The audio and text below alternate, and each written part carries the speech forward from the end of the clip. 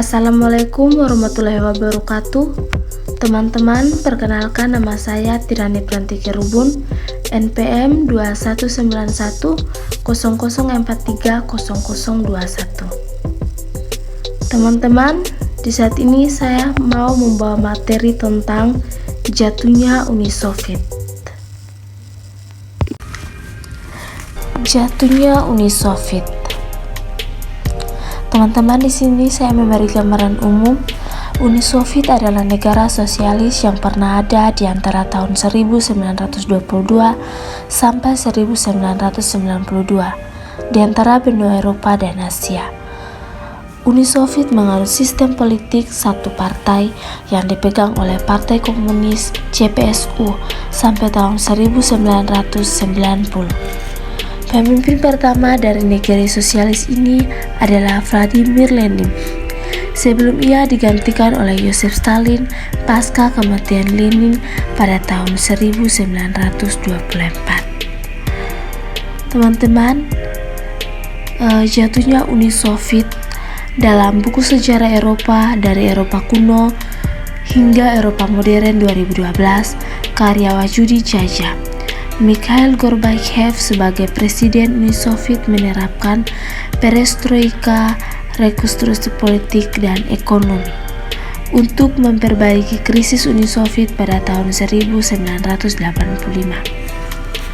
Teman-teman, kebijakan perestroika berusaha mengubah sistem komunisme menjadi lebih demokratis. Kebijakan perestroika mempunyai 3 prinsip utama, yaitu glasnost atau keterbukaan politik, yang kedua demokratisasi, dan rule of law.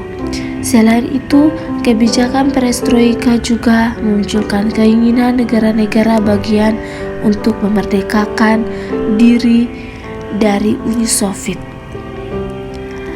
Teman-teman, pada tahun 1990, kekuasaan komunis mulai runtuh di negara-negara bagian Uni Soviet. Mereka menganggap bahwa sistem komunisme telah hancur karena tidak mampu beradaptasi dengan perkembangan zaman. Teman-teman, pada awal tahun Desember 1991, para pemimpin Rusia, Belarusia, dan Ukraina bertemu di sebuah pondok perburuan di sebuah kota di Belarusia untuk menandatangani perjanjian untuk mengakhiri Soviet selamanya. Teman-teman, akhirnya negara-negara tersebut mulai melepaskan diri pada pertengahan tahun 1991. Uni Soviet secara resmi dibubarkan pada 25 Desember 1991, ditandai dengan mundurnya Presiden Mikhail Gorbachev. Teman-teman, di sini ada beberapa penyebab Uni Soviet jatuh. Yang pertama, munculnya ketidakpuasan kelas menengah dan kelompok elit terhadap penerapan sistem komunisme. Yang kedua, sistem ekonomi sentralistik yang diterapkan menyebabkan susahnya pemerataan kesejahteraan dan perkembangan ekonomi di daerah.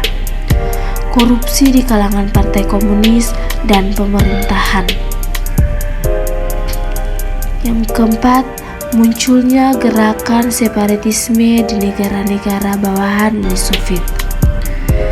Yang kelima, Presiden Mikhail Gorbachev dan Boris Yeltsin gagal melakukan perbaikan sistem pemerintahan komunis di Uni Soviet.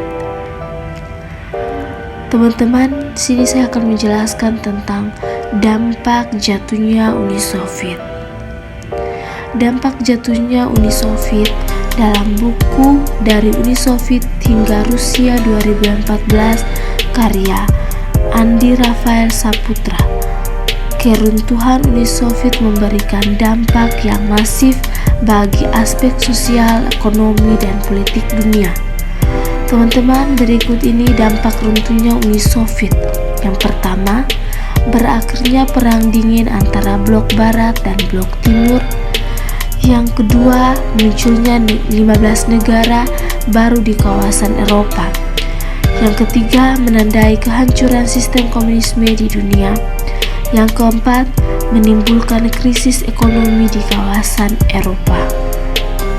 Demikian penjelasan dari saya tentang jatuhnya Uni Soviet. Jika ada salah kata, saya mohon maaf.